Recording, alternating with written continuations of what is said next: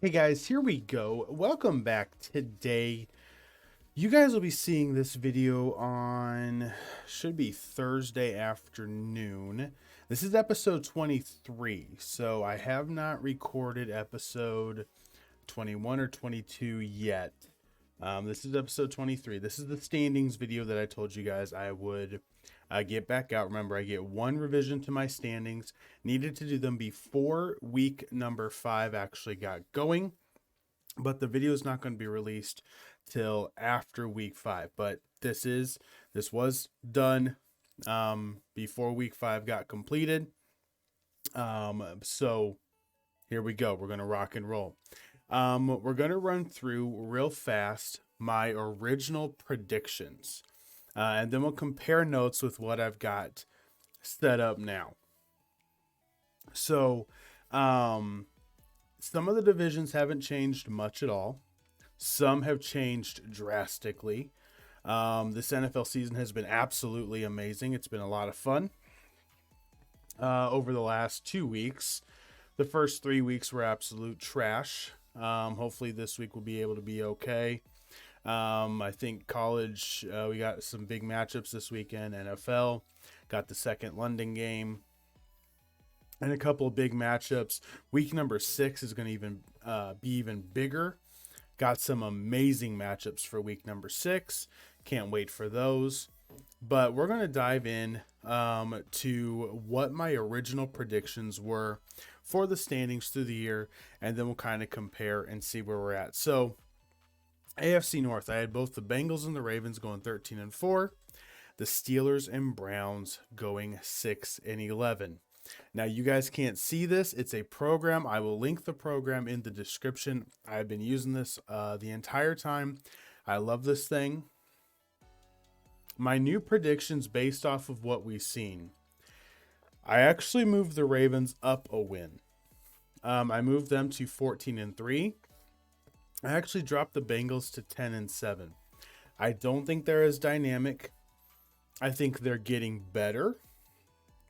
But the way that their schedule lines up now, looking at the team, looking at some of the struggles, I think they're going to probably end up more 10-7. So I'm actually going to drop them quite a few wins down. I'm going to drop them 3 wins to 10-7. The Browns, I'm going to give them an extra win. I love what Jacoby Brissett's doing. I said this at the beginning of the year.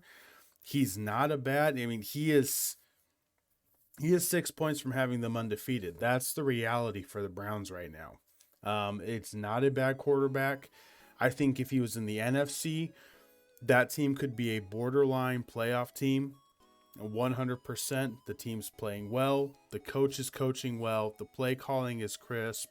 The offense knows what they are. They have a really solid identity, and hopefully that keeps going through for them. The Pittsburgh Steelers, I had 6-11, and I said that was being generous. I'm sticking with it was generous because I'm going to drop them to 3-14.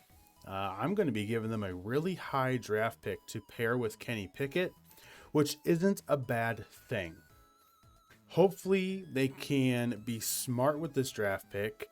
If they do end up this low, get an offensive lineman, maybe even trade back in the draft, get a couple more draft pick capitals to be able to really solidify that offensive line.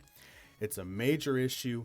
Their defense is nothing without TJ Watt. They really need another defender, but I would not use a early round pick on him because your offensive line just struggles. You got to keep Kenny Pickett upright.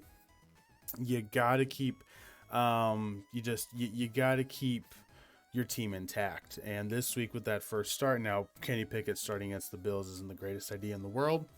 But you got to start somewhere.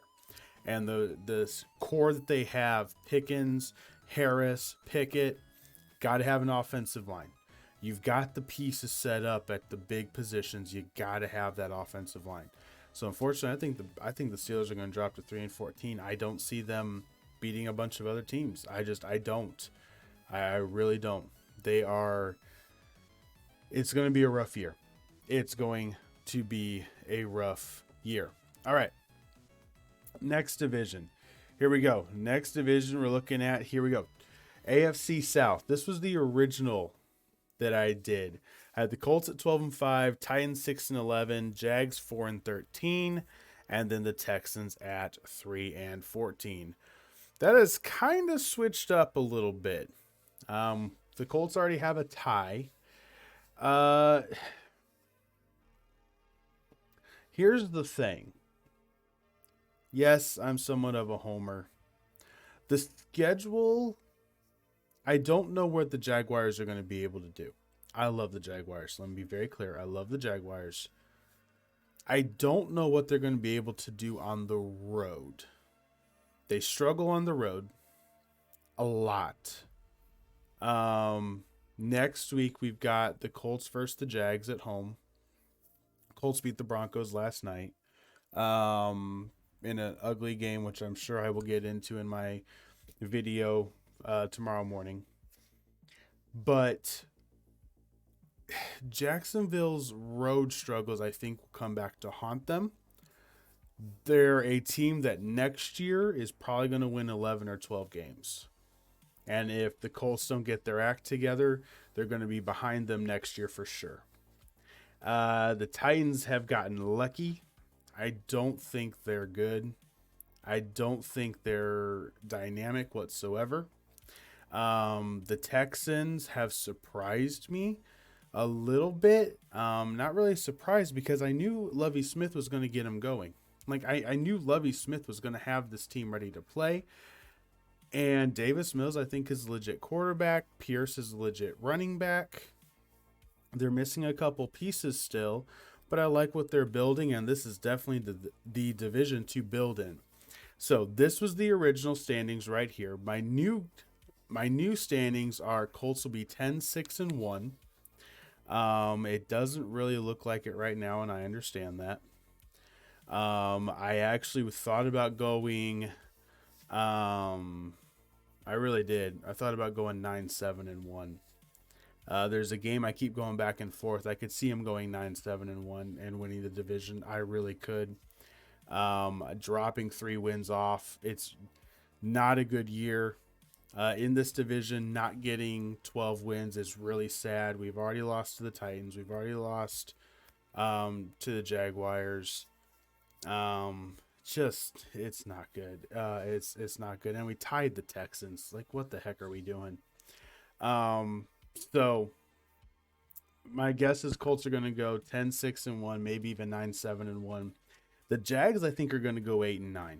They could go 9-8, but at 9-8, they still don't win the division because the win percentage then comes into play. So even at 9-7-1 and a 9-8 Jacksonville team, the Colts make it into the playoffs. But I do think they're going to go 8-9. I like what they're building. I really like this Jacksonville team. You don't want to play them in Jacksonville. You don't want to play them at home. And it could be really rocky for some teams at the end of the year. So I think they go 8-9. I got the Texans and the Titans both with 5 wins at the end of the year now in rounding out the division. So that is the AFC South. Really, Jacksonville could win it. Jacksonville could win it. If Jacksonville gets 10 wins, they could pull this thing out. If Jacksonville goes 10-7, I could see them going 10-7. Colts going 9-7-1, and Jacksonville would end up winning out the division. I just think their road struggles. There's too much. They're still young. Give them this year. First year head coach. Give him the credit. Give him all the credit in the world. First year head coach. The systems are working. They're playing hard. The players are young. Got a great core. If they can keep everybody together for the next 5-10 years, that's a dang good looking team, and I don't want to play them twice a year. I do not want to play them twice a year because they look dang good. All right, so that is the AFC South. Let's move to the AFC West. All right, here we go. So my original prediction, a lot of people wondering, the funny thing is, so what's even worse is, I actually didn't change the Chiefs' record. Believe it or not. I still believe that they're going to go through a Patrick Mahomes slump. I think it could start this week. But probably the week after against the Bills. But I think the Raiders could beat them this week. The Chargers have been, their coaching. I said at the beginning of the year, this team should be really good with their coach. If their coach doesn't screw it up, they're not. They're not. So this is how I saw the division panning out at the beginning of the season. I've now got the Chiefs winning the division at 11-6. The Chargers and Broncos tied at 9-8, and the Raiders not even making the playoffs at 8-9 now. They're on the outside, not by a lot, but they're on the outside. The division just looks wonky. I do not trust Brandon Staley as a head coach in Los Angeles. The Chargers, even with success, this almost looks like it really looks like the Norv Turner Chargers. Obviously, sustained success is what Norv Turner had in San Diego when they were the San Diego Chargers. But just, they've got the people. They've got the weapons. They have the talent. But they're not dominating. It just doesn't look good. It just doesn't look good. Broncos, I don't like Nathaniel Hackett. I said that in my last video. I don't like what he's done. I think he's a little bit too prideful, too worried about his job being questioned, and he could lose it at the end of the year. I got a little bit more on that in the next video. But I think the Chiefs win the division now at 11-6. I still think every team in this division goes 500 against each other.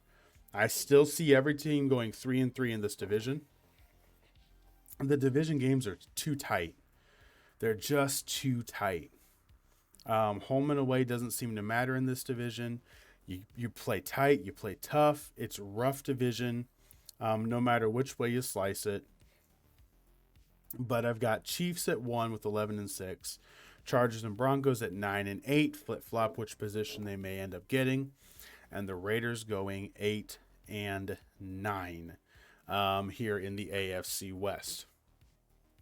All right, that is it for that part. Now let's go to the AFC East. All right, there we go. Cool. It came up. All right, so originally I had the Bills going 15-2, the Dolphins going 8-9, Patriots 6-11, and the Jets 4-13. I am not changing the Bills. I like the Bills. I love the Bills. I love how they play. I think they're going to absolutely manhandle the Steelers this weekend. Josh Allen probably won't play the whole game. I think they're going to manhandle them. The Patriots, the game against the Lions, to me, is a big game for them. They got to show heart at home against a team that technically they should beat. We'll see how that one goes. Jets in Miami this weekend. With Tua being out, basically the way I see the Dolphins is there's no difference between Tua and Teddy Bridgewater, really, outside of the prettiness of the ball that's being thrown. The arm strength is almost the same. The accuracy is almost the same. So really, my new standings only drop the Dolphins 1 win. I've got them going 7-10 instead of 8-9. Patriots I still have going 6-11, but I've got the Jets moving up to 6-11. I like what I see. The fight is in the New York Jets. They are fighting. They're fighting hard. And I can appreciate that. It is hard to play in the NFL. Sauce Gardner is a beast of a corner. They have another Darrelle Revis. If they can get another one in the draft next year, look out. You get 2 solid corners in this NFL. It changes the way your team gets attacked. I like the way the Jets are playing. I don't know if Robert Saleh is a great coach, but doggone it, they've got the defensive side of the football looking pretty dang good. And I'll give them 2 more wins. I'll take a win away from the Dolphins to 7-10. I'll give the Jets 2 more wins instead of 4-13. I think they're going to go 6-11. All right, that covers the AFC. Now here we go. We got the NFC. Boom. And let's see. That one's done. That one's done. That one's done. Here we go. Well, guess we're starting with the NFC West. All right, we got. This one completely changed. This one absolutely changed. All right, here we go. So, we have got the 49ers winning this division now. We got the 49ers winning this division now because of how everything has just worked. I have got the 49ers record actually staying the same. They're going to go 13-4, and I believe they're going to win this division at 13-4. I've got the Rams now, instead of 14-3, going 12-5. I just believe they're going to figure it out. This is a big game against Dallas. If they lose to Dallas, they do have the following week to be able to try to figure stuff out against Carolina, which would be huge for them to kind of regroup, get going, because Carolina's beat up. It's a perfect team to come in and have to play against. San Francisco is scary. Garoppolo back at the helm. The defense looks good. They just annihilated the Rams. San Francisco's scary. The Bills versus San Francisco would be one heck of a Super Bowl. That would be a tough fought. That would be a hard fought Super Bowl. That would be a very hard fought Super Bowl, and I would be all for it, 100%. But for the rest of the division, I'm actually taking 2 wins away from the Cardinals. I think they're bad. Cliff Kingsbury gets the extension. So did the GM. I told you guys, I don't like Kyler Murray. I don't like his attitude. I don't think he practices enough. I don't think he's focused. I don't think he prepares. He is not a franchise leading quarterback. He's a franchise quarterback, but not a franchise leading quarterback. He's not going to lead anybody to victory. You got to have the rest of the team to do that. You got to have the J.J. Watts, the A.J. Greens, DeAndre Hopkins. Those are the guys that have to do it for him, because he will not be the one to do it, and I think they're in trouble. Their games look horrendous on offense. They could be easily 0-4. They're not, but I'm going 7-10, and I have not changed the Seahawks record. I think they go 3-14. Great job getting the win over the Broncos to open the year, but I still think 3-14. I don't think you're going to be able to shock too many people forever. Really is what it comes down to. Really, when it comes down to is, I think the Seahawks are more fake than anything else, but good for them. Good for them. All right, what do we got next? NFC North. I think this one I kept. Well, obviously I didn't keep the Bears at 1-16. Obviously I did not keep the Bears at 1-16. However, the Vikings I actually give a win to. I can't remember which one I switched around and gave them the W, but I've got them going 5-1 in the division. Going 14-3. I got the Lions going 9-8. I think they're going to spin it around at home. They struggle on the road. They shouldn't have lost to Seattle. Their defense is rough, but I think more I hope. I really have it's the game at the end of the year is the one against Green Bay. It gives them the 9 wins. So honestly, this is probably more accurate outside of the Bears. I got the Bears getting 4 wins now. But honestly, this slide is probably the most accurate. Vikings will probably go 13-4, 14-3. Packers don't look good at all. They got to beat the Giants in London. They got to show that they can beat a team that's a surprise and not just collapse. But I mean, Green Bay's got to do something. They don't look good. Detroit is one of the highest offenses in the NFL. Their defense just absolutely stinks. Their defense is so horrible. It is bad. And the Bears have gotten lucky. But you know what? Sometimes it works. I believe next week they play Thursday Night Football against Washington. They could get the win. They could get the win at home on Thursday Night Football. So I've got the Bears going 4-13 now. Lions and Packers basically stay the same, and the Vikings stay the same as well. This one's probably basically set up the way it's going to be. But the Bears, I got going 4-13 now. Still 1-5 in the division though, because they're not ready to compete, and I don't know if they have a coach that is going to get them ready to compete. All right, NFC South. What did I do with this one?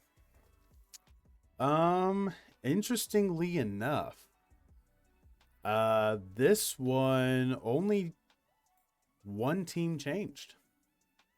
I have got the Buccaneers going 11-6 still. I got the Saints going 6-11 still. I got the Panthers going 4-13 still.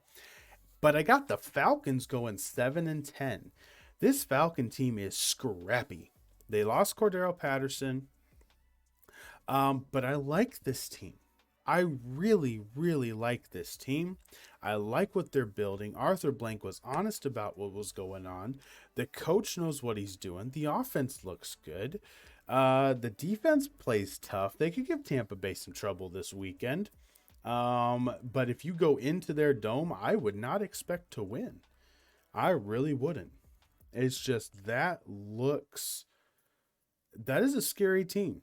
That is a team you don't want to have to play in the final 3 weeks of the season if your playoff hopes are on the line. You don't want to go to Atlanta to play the Dirty Birds. You just don't want to. Kudos to Smith. Kudos to Blank. Kudos to the whole Falcons organization. It was supposed to be a completely horrible year. And what they've done is they've given themselves the ability to show how much they can compete with their current setup while still having the assets to be able to build in the next draft on top of what they got. And I'll tell you what, it's looking pretty good. You take Tom Brady out of that division, Atlanta will win that division. I would say that right now. If you took Tom Brady out of that division, the Buccaneers offense looks nothing. It has nothing without Tom Brady. The Saints, I don't trust. And I think the Falcons would win that division. So, Falcons, good for you. Get yourself set up for next year. Get yourself ready to have a dang good draft again. And then continue moving it forward. You could be tops in the division next year. It may be an ugly 8-9 winning division. But dang it, who cares if you win the division? Just do it. So yeah, NFC South, honestly, most accurate, but Atlanta shocked a lot of people. They have looked dang good. Which leaves the NFC East. This one is actually going to flip. I can't believe how good Dallas is without Dak Prescott. If they beat the Rams this weekend, they'll have one loss going into the matchup with Philly, of which I think Philly will beat Arizona. And that'll be an undefeated Philly team going up against a one-loss Dallas Cowboy team, and that one loss was with their quarterback. And the other 5 wins are with their backup. Now, I am not going to jump on the Dallas Cowboy train. However, the reality is that defense is scary. That defense is scary. It is scary good. Is it sustainable? I don't know. I think they are a Lawrence or a Parsons injury from not being dominant enough on defense to control the game. But looking at it the way it is, I think the Eagles are the most complete team in the NFL outside of the Bills. I think their schedule is easier to play with than the Bills' schedule is. I think the Eagles right now look great. I've got them going 15-2. I've got them being the best record in football next to the Bills. They're dang good. And I've got the Cowboys going 13-4. I don't know why. The defense, the eye test, every time you think, they'll probably lose, the defense is just that good. And I don't know how. It's not McCarthy. It's not the offense. It's the defense. Without that defense, I mean, this is the epitome of the Baltimore Ravens in the early thousands. The defense is everything. It's not the offense. The defense is everything. The offense's job is to move the football slowly, methodically, and don't turn it over. That is the offense's job. And if Dak Prescott can't do that when he comes back, Cooper Rush may end up being the starter. Not going to lie. There could be a quarterback controversy in Dallas. But I'm going to go Philly goes 15-2. Dallas goes 13-4. And then I got the Giants going 7-10. They've been a surprise. But Brian Daboll, I kind of should have known. Huge shout out to him. Much happiness for him. The success, the Giants are looking good, but the division looks stronger. And then the Commanders, I've got going from 7 wins down to 3. They're junk. We just need, for the Colts, we need Carson Wentz to play 75% of the snaps, and then we get a second round pick instead of a third. So we just got to get him to stay healthy long enough, play 12, 13 weeks of the season, and we'll be okay. Really, that's all there is to that one. So guys, that is the updated standings heading into week number 5. With the updated standings, so let me take this down real fast. Hold on. Boom. All right.